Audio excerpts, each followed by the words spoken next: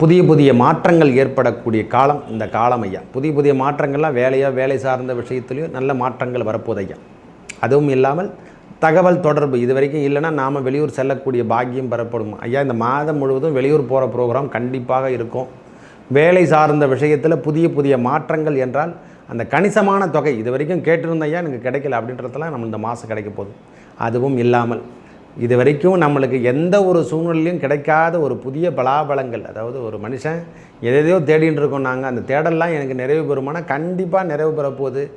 புதிய மாற்றங்கள் புதிய செல்வங்கள் சேரக்கூடிய மாதமாக இருக்கப் போகிறது.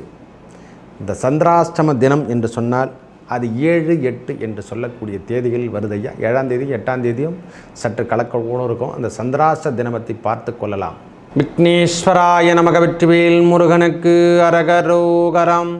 அரகர நம பார்வதீபதையே அரகர மகாதேவா. தென்னாடுடைய சிவனையை போற்றி எந்நாட்டவர்க்கும் இறைவா போற்றி போற்றி.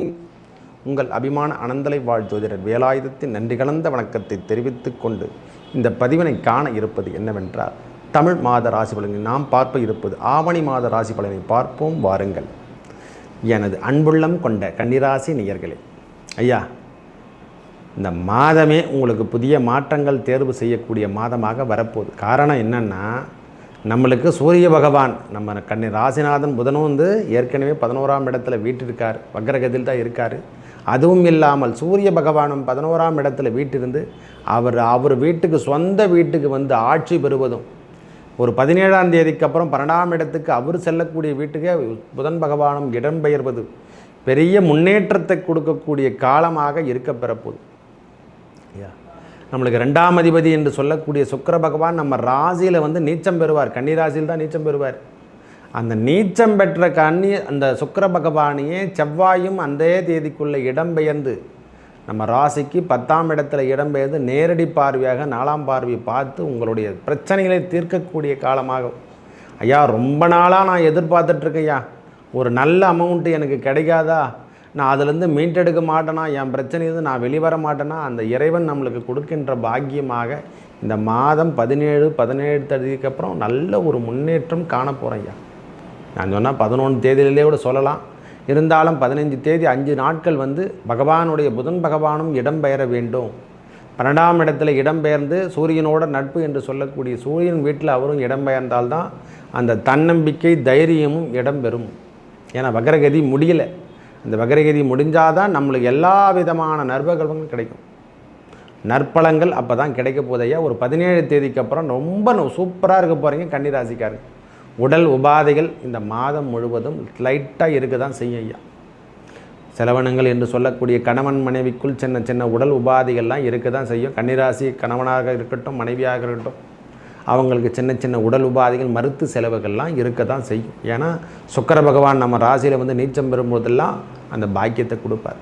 வீடு மனைவி கடன் பிரச்சனை நோய் எல்லாமே 2ஆம் இடம்தான். உங்களுக்கு என்னென்ன இதோ மொத்தமே 2லே கொடுத்துருக்கான் இறைவன். ஒரு மனுஷனுக்கு தேவையான 2ஆம் அதிபதி நீச்சகதி பெறும்பொழுதெல்லாம் அதுக்கு செவ்வாயுடைய பார்வை பதியும் முதல்ல நோய் காரகன் என்றாலே செவ்வாயும் குறிக்கும்.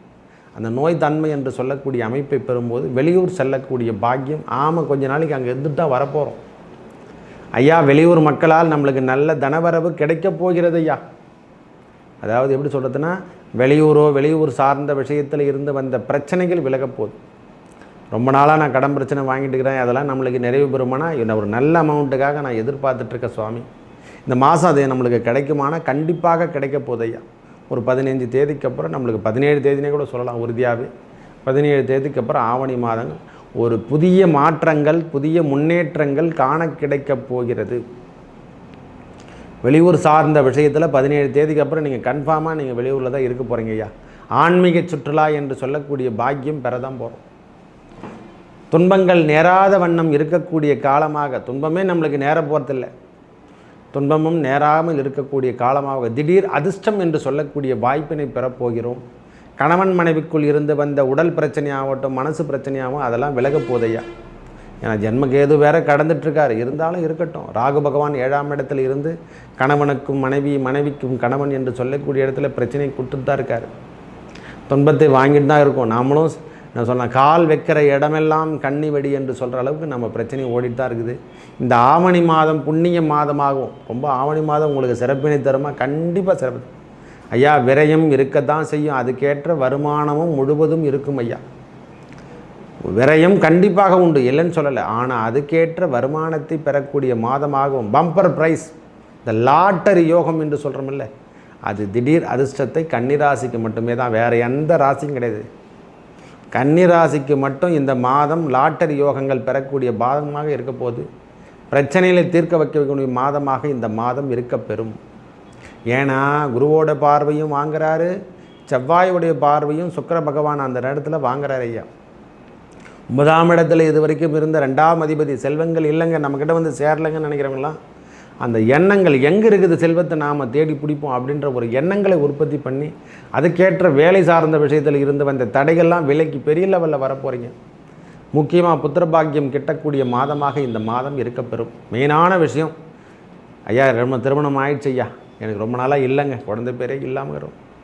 திருமணம் சார்ந்த விஷயத்தில் கைகூடக்கூடிய காலம். லவ் மேரேஜ், முதல்ல லவ் மேரேஜ் நடக்க போகுது சாமி, அந்த எண்ணம் எல்லாம் உற்பத்தி ஆகிடும். காதல் சமன்பாடுகள் வந்து சேர்ந்தக்கூடிய மாதமாக ஐயா. நிறைய பேர் திருமணமாகி தடையாயிட்டு டைவர்ஸ் கூட ஆகிட்டு, அதெல்லாம் சொல்லவே முடியும். விவாகரத்தில் அதெல்லாம் சொல்லக்கூடாது, தப்பு. நான் எப்போவுமே நல்லது அதை தான் சொல்லுவேன், அதெல்லாம் வேணாம். பிரிவினை என்பது இல்லாமல் இருக்க வேண்டும், எல்லாரும் நன்றாக இருக்க வேண்டும் என்பது தான் என்னுடைய கருத்து. அந்த டைவர்ஸ்லாம் ஆகிட்டு இருக்கிறவங்களாம் கிறாங்க பாருங்கள், திடீர் லவ் மேரேஜெல்லாம் நம்மளுக்கு திருப்பி அந்த பழைய சொந்தங்கள் அந்த அன்புலாம் நம்மளுக்கு திருப்பி தேடி வரக்கூடிய காலமாகும். உறவுகள் சேர்ந்து தான் வாழணும். தனிமை என்பது பெரிய கொடுமை அல்லவா? அதெல்லாம் இல்லாமல் இருந்து நாமளும் ஒரு சின்னவங்களோ நம்மளுக்கு ஏற்றாற்போல் நம் மனைவியை வைத்துக்கொண்டு நம் வாழ்க்கை தரத்தை மாற்றி அமைக்கக்கூடிய மாதம் இந்த மாதமாக திகழப்போகுது. ஒரே வார்த்தை சொல்ல போனால் இது உன்னதமான மாதமா? உன்னதமான மாதம். வெளியூர் சென்று நல்ல ஒரு ஜாலியாக ஒரு சுற்றுலாவும் ஒரு இன்பமாக இருக்கக்கூடிய மாதமாக இந்த மாதம் இருக்க போதையா. உடலாகட்டும் உள்ளமாகட்டும் எதனா இருக்கட்டையா, நீங்கள் நன்றாக இருக்க போகிறீங்களா? கன்னிராசிகாரங்க இந்த மாதம் நன்றாக இருக்கக்கூடிய மாதமாகும். செயல் திட்டங்கள் பூர்த்தி செய்யக்கூடிய மாதமாக இந்த மாதம் இருக்கப்பெறும். அதுவும் இல்லாமல் குரு பகவான் 5ஆம் இடத்திலிருந்து பார்த்து இதுவரைக்கும் புத்திரபாகியம் இல்லைன்னா அந்த புத்திரபாகியம் கிட்டக்கூடிய மாதமாக இந்த மாதம் இருக்கப்பெறப்பு. ஐயா கட்சிர ஐயா, கண்டிப்பாக சுக்கிரன் அந்த இடத்துல வந்து சேர்ந்தாவே கொடுத்துருவார். சுக்கிரன் தான் தேவை, அதுக்கு வேறு யாரும் கிடையாது. சுகபோகம் வேண்டுமென்றால் சுக்கிரனே தேவை.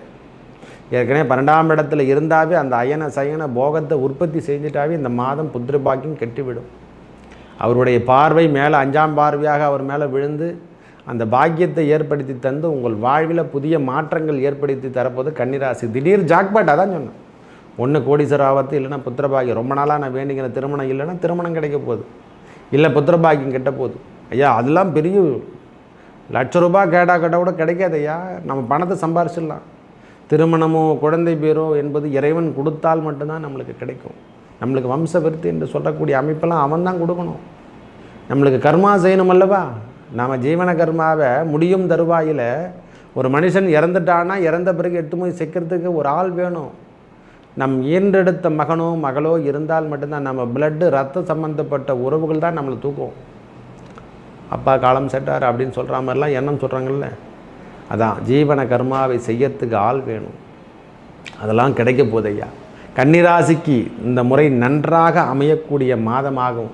துன்பத்திலிருந்து விலகக்கூடிய மாதமாகும். வெளியூர் சென்று கொஞ்ச நாளைக்கு நாம் 15 தேதியோ 15 தேதியோ வெளியூர் பயணங்கள் மேற்கொள்ளக்கூடிய மாதமாக இந்த மாதம் இருக்கப்பெறும்.